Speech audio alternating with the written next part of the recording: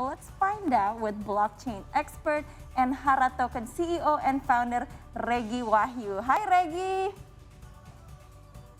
Hi, good afternoon, everyone. Good afternoon, Regi. So good to see you again. And this time around, you don't have to explain it to us every little detail about NFT, but we do want to know a little bit more. So first of all, what makes NFT art worth so much more? So if someone buys NFT art, do the selling platforms receive their cut as well? We're talking money straight away, right? Yes. I need my cut. Can you explain it to us, Regi? All right, so I think uh, it is not really different compared with the typical artwork like painting, statue, and some others artwork that we've been seeing so far. There are three components the way I see it, how it really having a certain value. It's all about the perception of the value of the artwork itself, because the second is there's a story behind it. There's a mission of the artwork itself, and and because in art it's very subjective, it's really depend on the person whether they like it or not, and the perception of the scarcity of the artwork itself. And the bigger difference between the physical artwork and NFT or digital artworks is actually the technology behind it, which is the blockchain technology behind it, because it has a smart contract on the blockchain. It makes the NFT has its own utilization on top of just the collectibles, on top of just the art that you can enjoy, like what we have a painting at home. So, for example, like utilization, like membership to the certain community, or certain party, or certain goods that they can get, limited goods, get passive income whenever they stake their NFT, or even what you call play earn to game, kind of earn to play game kind of utilization. So there's a lot of NFT projects has its own mission. And to answer your second question regarding who actually get the royalty or getting cut, definitely, definitely, definitely the creators or the artists themselves will get the cut. Platform definitely, because the platform they need to maintain the services, they will get some extra percentage of it. So the beauty of this actually it will embrace more and more people to create, because in the physical world, if you are an artist, I bought from you and I sell to someone else. When I sell to someone else, you will not get the commission, or you will not get the royalty. In this kind of world, if you are an artist, you can have kind of like a passive income for the rest of your life whenever your NFT or your artwork being traded. All right. Now, finally, we get some understanding about NFT because of our explanation. But I can't lie, it's still hard for me to understand how such pictures like that, selfies, such as simple selfies that is taken every day, can be so expensive, can value that much. Now, please enlighten us and elaborate. What are the factors that can drive up the prices of NFTs actually? So let's talk a little bit about Ghozali case. Yeah. The way I see, uh, if definitely there's some luck of it, right? Yeah. But if we look at the NFT world right now, or Web3 era right now, every single day we are flooded by tons of projects. Like every single day, there are 100 projects being launched, hundreds projects can be mint, you can purchase. So when Ghozali come up, it has its own uniqueness compared with other projects that exist. In which I am one of the first person who bought Ghozali as well.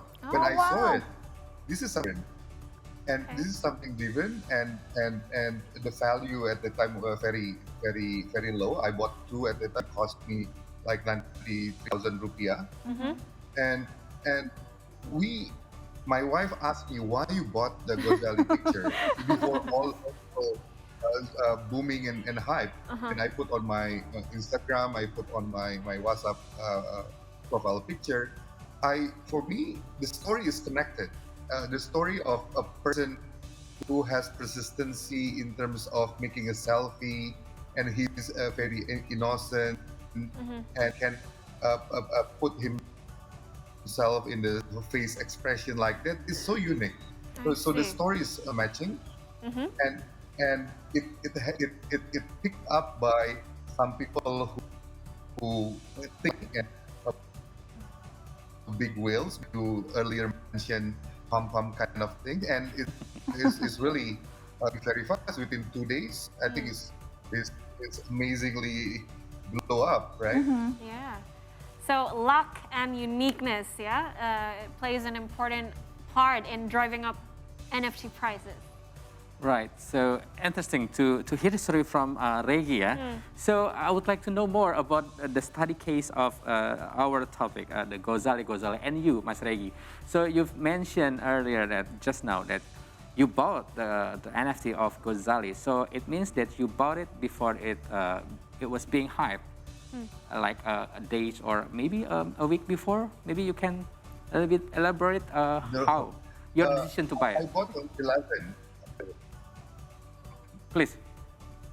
I bought on 11 January, like the lunchtime. I was like look either because I keep myself updated on the projects, like some notification here and there.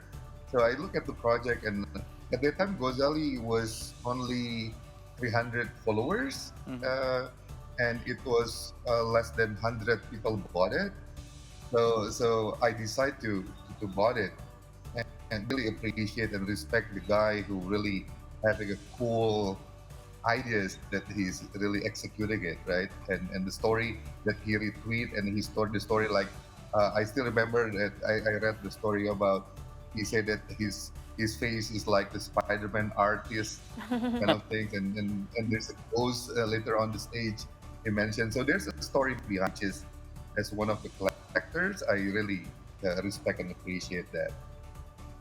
So you have the feeling that what Ghozali did as he put his selfie during the 5 years will be have a, let's say, exponentially increase of the price in just a few moments.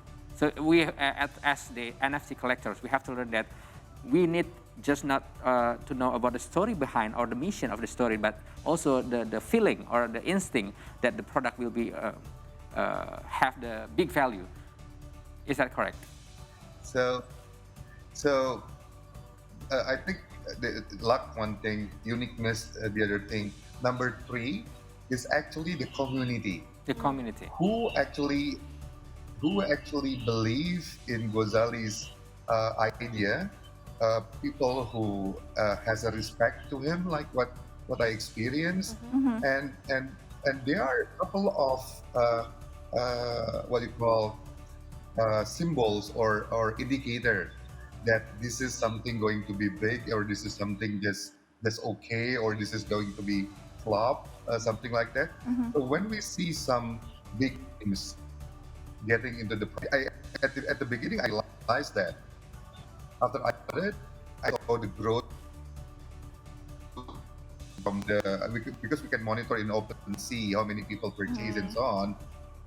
And I saw there's a couple of big names getting into the picture. Then after that, the graph is like exponential, like multiple times. Then I just would like to make a point to my wife, because I never changed my phone since iPhone 8. So I bought iPhone 13 because of Ghozali. So thank you, Ghozali. So now, I think everybody wants to be Ghozali, right? Many are now following Ghozali's footsteps and sell non-art pictures such as identity cards as NFTs. What's your take on this? Well, I mean, it's like in any other digital marketplace, a traditional. I mean, not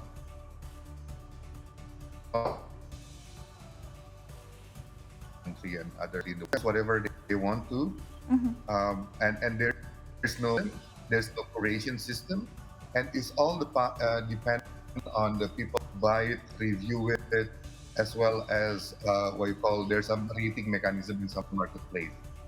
So, I think that the key is now, especially for the IDs, for me as Indonesian citizen, I do really waiting and foresee for government to launch the data privacy law, Yeah. which we really need to ensure its own safety and security in this Web3 era.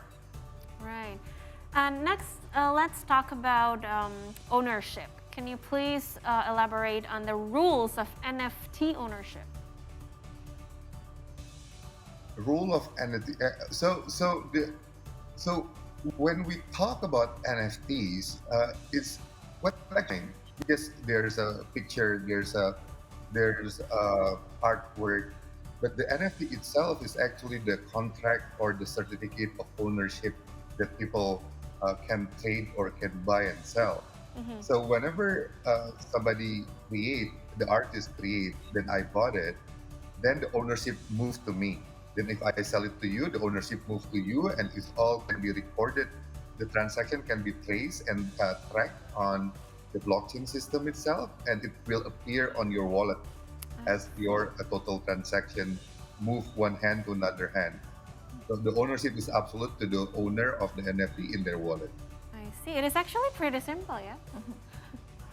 Yes, when we talk by this study case, Krisia, Yanni, and Regi, it seems so simple, as you say. Yeah. But actually, still we need to have the better understanding when it's related to the platform and also the currency, because still we are talking by using the cryptocurrency. We need to do search and research to have the better understanding of it. So please, for the next question, please elaborate for us. There are various types of NFT platforms and currency today. How do we know which one are legitimate for the platform and the currency and which one are not? How do we build the better understanding for this? Okay, the number one that we need to understand, that everyone understand, Indonesia does not allow cryptocurrency for payment system in Indonesia, geographical, right? That's number one. So the existence of the crypto asset, we call it crypto asset, it's not cryptocurrency. It goes under the law of commodities, the future commodities, under the Department Perdagangan, some law around it. Right? And the system of a crypto asset are legal in Indonesia and able to be traded. So in terms of legitimation of the project of NFT and the platform itself, is a couple of factors. I think number one is actually, if you look at the project, look at who are the creators and the team. Are they revealing their name? Are they having social media open? And you can do the research before that. Then you see the mission or the roadmap of the project itself.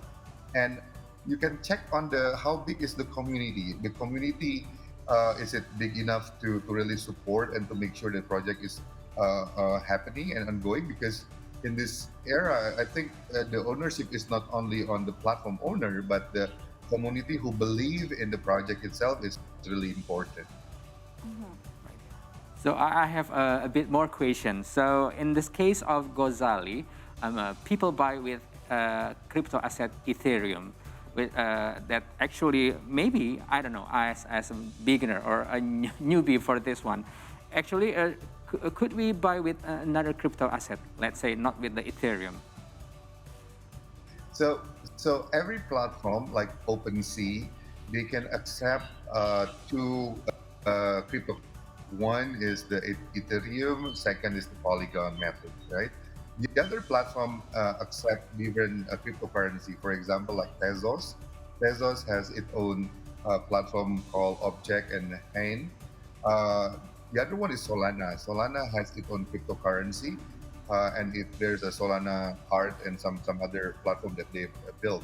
So depend on the platform that using which blockchain network that they are applying in the platform itself, and it's attached to its own cryptocurrency.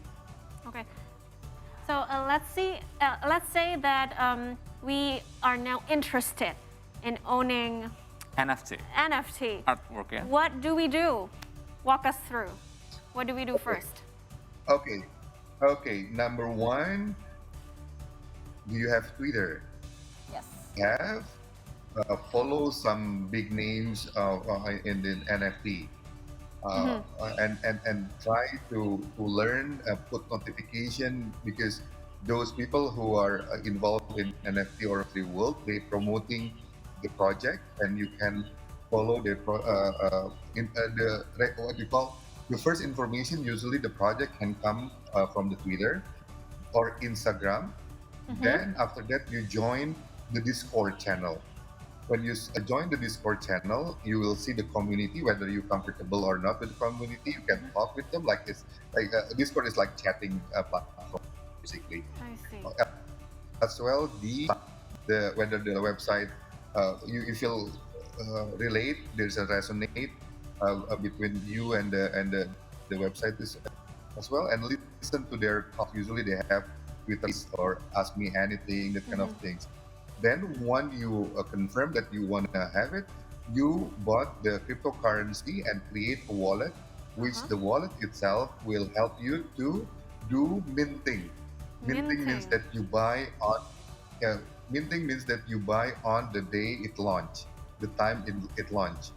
Once you mint, the NFT will be yours, exist on your wallet. Okay. Then if you want to sell it, you can sell in the marketplace, I see. like OpenSea, Rarible, or some other. If you miss the minting, usually good projects are sold out within a couple of seconds or a couple of minutes, or even hours usually.